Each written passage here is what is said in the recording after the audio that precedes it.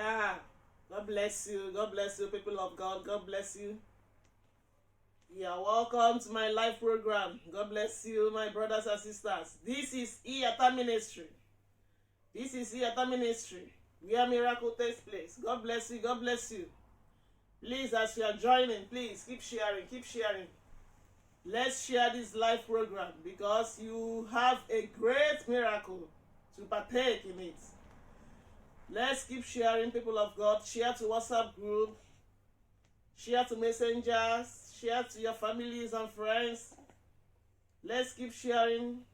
God bless you. God bless you. Please, as you are joining, let's keep sharing. Keep sharing. Keep sharing. This is Iyata Ministry. This is Iyata Ministry, where miracle takes place. This is the final solution to your problem. This is the final bus stop to your problem. Keep sharing, guys. Keep sharing, brothers and sisters. Keep sharing, people of God. Keep sharing. Keep sharing. Yes, I am Mommy Iyata Ministry by name. I am Mommy Iyata Ministry. This is where miracle takes place. Keep sharing. Yes.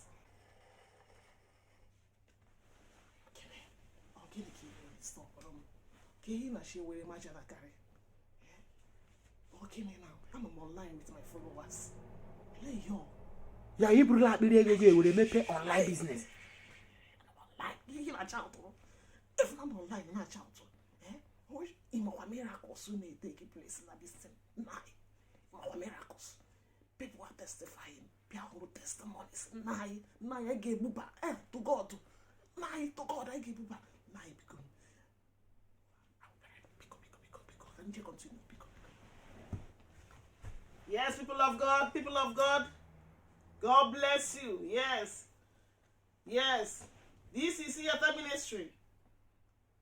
I tell you, people of God, this is the final solution to your problem. Ebe a ka ndị ngwọrọ ga-aga ije. Ndị ogbi ga-ekwu okwu. Ndị ishi ga-ahụ ụzọ. Nwanne sonyere anyị. Sonyere Iyata Ministry.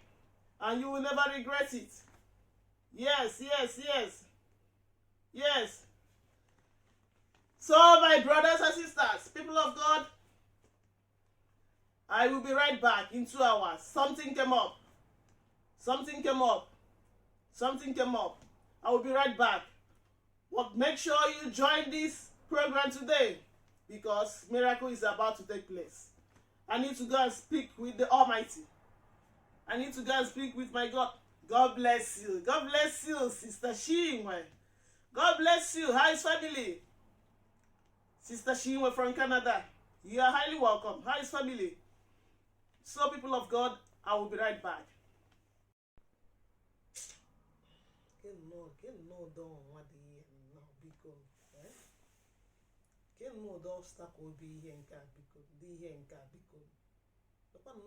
Administration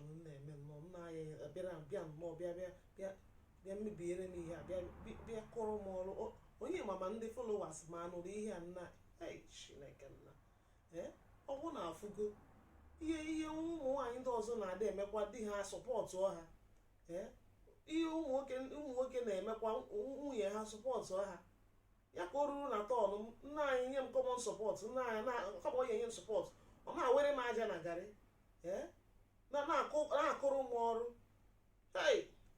n'ụdọ ọnwa dị ọkwa ihe ka chọọchị mmadụ ji close down ọkwa ihe ka chọọchị mmadụ ji shut down onye mama ndị a nụrụ ihe a nna anyị mere na ọ dịkwuo na followers ma agbafusie kekwado ụdị ihe dị ihe a kịta ọmụ gbafuo ji eshọrọ ụlọ maka ama m na ego dị n'ihe a ego dị na this business well ọ dịkwa ka m ga-agbafu jee chọrọ ụlọ n'ọrụ onwe m udo mmanya na nọrọ onwe m na-eme ihe a m na-eme ọ na-agara m mụ na nna anyị na ebe a nna anyị na-akụgharịrị m ọrụ mekwanụ m anya bịakwanụ ọsịdị nnọọ ka ọ chere ekena akwụkwọ ekwensu ike biko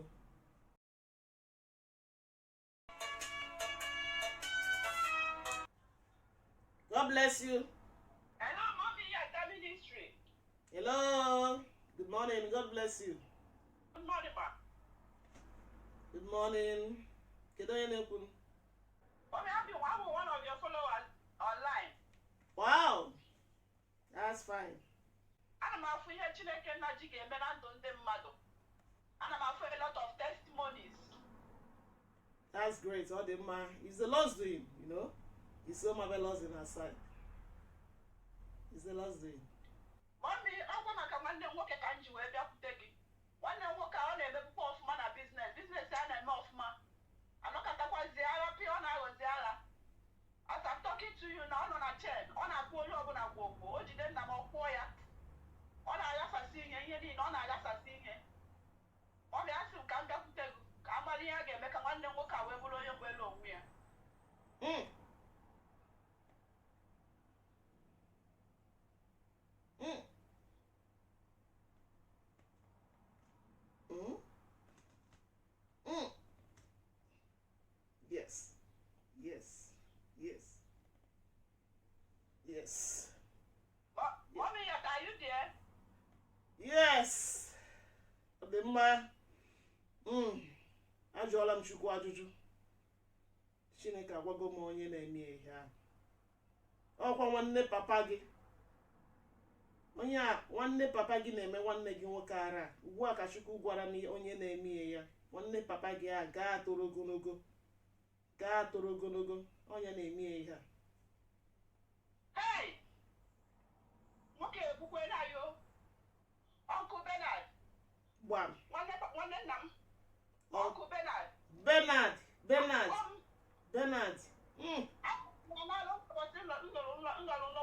Wee fụta ihu ya. Hey! Mọmi iji ya nwoke ekwukwe na anyị. Ọ bụkwa na mụ na ụmụnne m. Anya ọ na-ene mụ na ụmụnne m. Ụdị anya ọ na-ene anyị. Hey! Mọmi ugbu ya ikwuru ya ka m mana. Hey! Ọ bụ ya ka m ji wee bịawa. Ebelieve m na your grace. Ihe na-achọ ịgwa gị kịta bụ wetu obi na nnwere onwe abụrụgo nke nwanne gị nwoke. Mana naanị ihe m chọrọ ije ịyọ gị bụ ị hụrụ nwanne papa gị ahụ unu ejekwa na-ajụ ya n'ihe m kwuru. Yes, ma. Eje na-ajụ ya maka ụmụ ha nwa jụọ ya kedu onye mere nwanne gị nwoke ara. Ọ ya egbukwa unu. Okay, ma. Ya unu eje na-ajụ ya. So naanị obere ihe ka ọ ya efu unu. Naanị obere ihe. Mụ na my prayer warriors anyị ga-agbago ugwu nsọ. Anyị gbago ugwu nsọ rituo nwanne gị nwoke nwere onwe ya. Ihe a bụ nkwa m na-ekwe unu. N'aka nke m nwa enweghị m nsogbu. Anyị rụchara ụlọ ọrụ ihe ọbụla ọ sọrọ gị ihe m. Mana my prayer warriors a ga-achọrọ gị ihe maka ọ dịghị izi mmadụ ịgbago elu nsọ gbatuo. Ya bụ obere ihe ka ọ ga-efu unu. Mọmi, biko ihe dịka ego ole ka o nwere ike ịfụ anyị? Ede job na Nigeria ego ole ka ọ? Ede job na Nigeria bụkwa 10,000 naira. Ọ dị mma. Ya 10,000 ahụ ị ga-eshi ekie my prayer warriors ihe ha dị bụ 10. Ya a ga-achọrọ ha 10,000 na ihe a ga-anọ na mountain ugwu nsọ ahụ wụ 3 days. So gbakọ 10,000 ahụ a ga-enye my prayer warriors ụzọ 10. Ya wụrụ 100,000 ishekizie for 3 days. Ya wụrụ ego ole? 300,000 ọ gwụcha. Naanị 300,000 ọ ihe ọ ga-efu unu. Nwanne gị nwoke nwere onwe ya. Mami, ara nwanne m nwoke erikwana na mụ na ezinụlọ m ego, orikwa mụ na ụmụnne m ego. Kama na nsogbu adịghị. Ọ dị mma. Aga m agwa ụmụnne m wee gwa nne na nna m. I kwuru ọfụma. Ya bụ ihe m chọrọ ịgwa gị. Nwanne gị nwoke ndụ ya aka. Gbagharịa nụ. Ị nwere nne nwee nna nwee ụmụnne. Ya bụ unu ga-agbagharị tikọ na aka ọnụ. Unu zọpụta nwanne unu nwoke n'ara. Tikọ na aka ọnụ gbagharịa nụ gbagharịta nụ 300,000 ka nwanne gị nwoke nwere onwe ya. Maka na ndụ ya aka. Naanị nkwa m na-ekwe unu wụ ihe m na-achọ ịgwa unu wụ na anyị gbago ugwu nsọ. Ifuru ugwu nsọ a mụ na my prayer warriors ga-agbago. Anyị gbagokwa ha n'ugwu nsọ agbatuo sista. Nwanne gị nwoke ga-enwere onwe ya. Ọ dị mma ma ọ mee. Ngwa ebelivuru m na grace maka testimonies niile m na-afụ.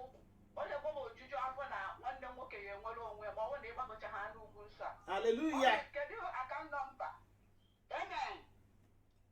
Kedu account number a ga-eji wee ga-etinye ya?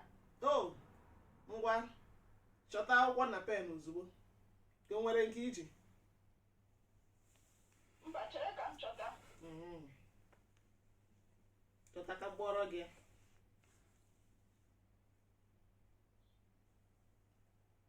Mommy, are you there? Yes, I'm there. You chọta gị akwụkwọ na pen. Eji m akwụkwọ na pen. Okay, ngwa kọpịrị ya. 322 Yes. 514 Yes. 743. Yes. 322 Yes. 514 Yes. 743. Okay, ma. Bank m owo First Bank. Okay, ma. First Bank. Account name wo Iyata Ministry. Okay, ma. Iyata Ministry. Account name. Okay, ma. Yeah. Na ya lewada ihe. Okay, kwana ihe bịa bịa kọrọ m ọrụ. Na nnọọ ọmarịcha administration na-eme na. Ị bịa kọrọ m ọrụ. Oge ọbụla ị na-eme ka holy wench. Ya afụdịkwa ihe nnọọ si ka ime kọ na efu ya. Makwa bara m line nwanne nya. Bacha line bawazie tata to my surprise ọ bụ na onye ọbụla na-eti na ha receive miracle. Ha receive miracle sị gịnị na-ehel m nebum grace nna anyị na-anụkwa. Jos ka mba je megharị ọnụ ịma na imegharị ọnụ ihe a ibe m na-ada emenụ. Ya ka njọs sị ka nje megharị ya pụtawa tata ndị mma onye ọbụla na-asị na ha nna ya ọ dịkwa ka Chukwu akpọrọ m oku. Ugokwu dị ya n'azụ Chukwu kpọrọ gị n'ebe. Ugokwu dị ya n'azụ ị ga-eji maka na ọnọdụ obodo siri ike ndị mmadụ eju online na-eti receive it ndị mmadụ a na-adanyere ha ị ga-eji maka ya chọọ ka isoro jee gwuo ndị mmadụ chandum ịma na enwe oku Chukwu kpọrọ gị Ugokwu dị ya n'azụ ejile maka ọnọdụ isi ike ndị mmadụ chọọ ka ịghọrịa ha emezela ihe ị na-eme agaghị m akwado gị enweghị ọkpụkpọ oku Chukwu kpọrọ gị Ugokwu dị ya n'azụ. Nna anyị support na-amụ for once biko nna anyị nna anyị ịchọ dị ka anyị buba anaghị agwa gị na Chukwu kpọrọ m oku ọ dịkwa ka Chukwu akpọrọ m oku na jos ka nje megharị ọnụ mee ihe ibe m na-ada emewa anyị ebubakwa ịsọpọtụ ọnụ na ihe a maka chi anyị ebubakwa na anyị cheregodo nna anyị fụghị ihe a na-ekwu alati agbana cheregodo ka ndekwa chọọ cherekwa 300,000 naira alati alati 300,000 naira from Nneka. Nai ihe adịkwa ka ọkwa one of my followers ya gwa dagi amụ na ya kwuru nsi na m ga-agwa nwanne nwoke ara ị ga-agwa nwanne nwoke ara na ịma nke mee last one of my followers ozugbo na hapụcha life ministration ka one of my followers chụpagidere m ozugbo kpọọ m ozugbo si m ha na nwanne nwoke m jikwa wee na-ayị ara gịnị na a ga-eme m ozugbo mere ya amasị gbuoro ya m ozugbo pịam gbua si ya na ihe oyeri anyị bụ 300,000 ihe oyeri bụ 300,000 ka aka ara nwanne nwoke kwụsị ihe dị na ya bụ na anyị ga-eje n'ugwu nsọ agwa m esi na m na my prayer warriors enwere prayer warriors mmadụ 10 na anyị ga-eji ugwu nsọ na anyị nwa gbago ugwu nsọ gbatuo nwanne nwoke nwere onwe ya nọ 300,000 naira ka ọ ga-efu ha nna anyị ị na-akọwa na onye na akwụnyere gị 300,000 ugbu